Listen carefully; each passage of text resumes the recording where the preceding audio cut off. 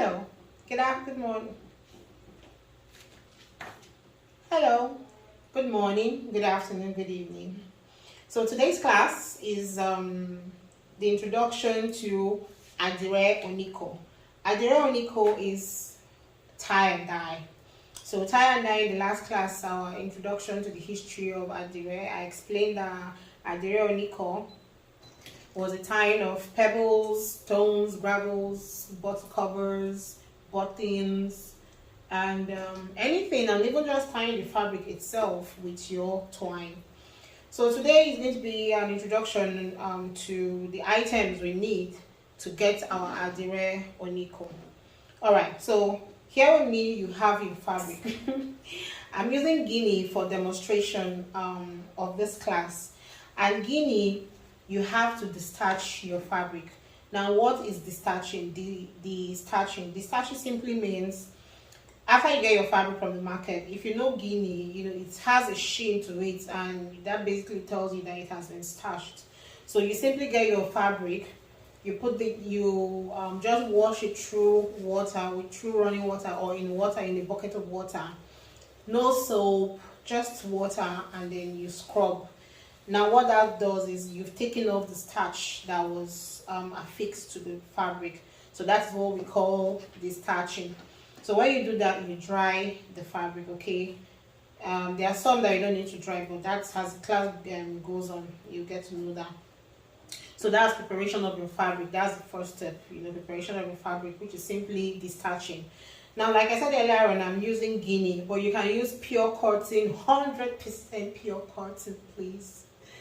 If you use anything that has polyester, the dye we're going to be using that is majorly used, they do not affix, they do not stay on synthetic fabrics. So what I mean by polyester, chiffon, they have a special dye for those, Ritz dye. They have different names for those ones.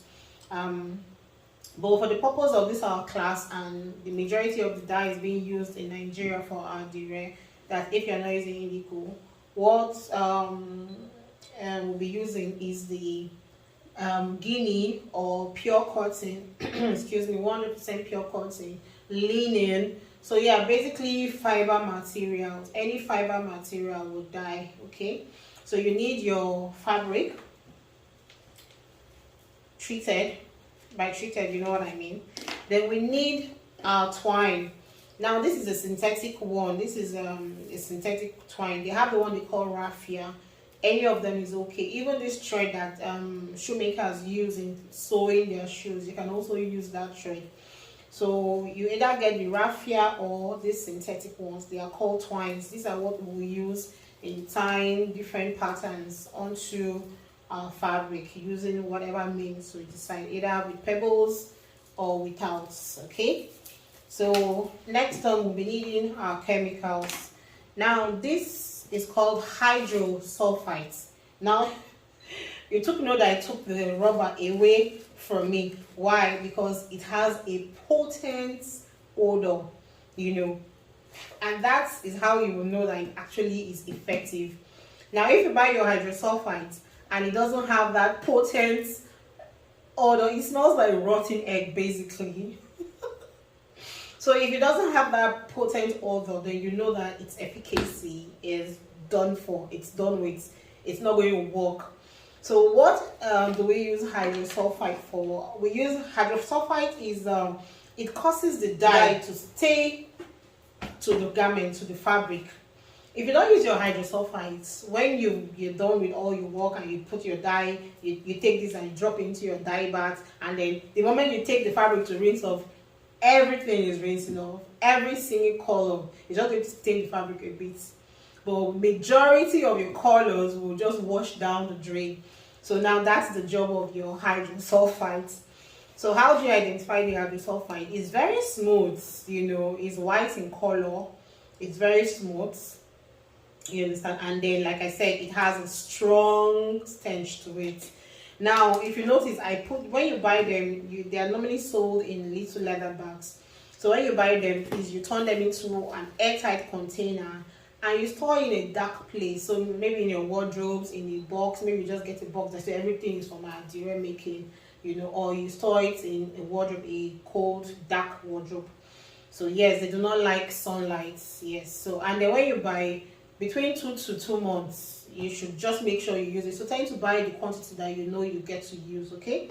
So that's what's it called again, hydrosulfite. It is used to affix our dye to the fabric. Excellent. Now moving on, we have caustic soda. Now majority of people know caustic soda is used in making soaps, I think, and all that. Yeah. Now caustic soda looks like sugar. You know, it's grainy. It's also white in color, more whiter in color, more whitish in color compared to the hydrosulfite. Yes.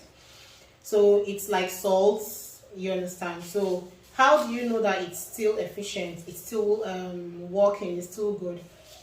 It's grainy. By the time you open your caustic soda and you see that it's like becoming liquidified, it's turning into water, you know, then you know it's spoiled, it's no longer effective.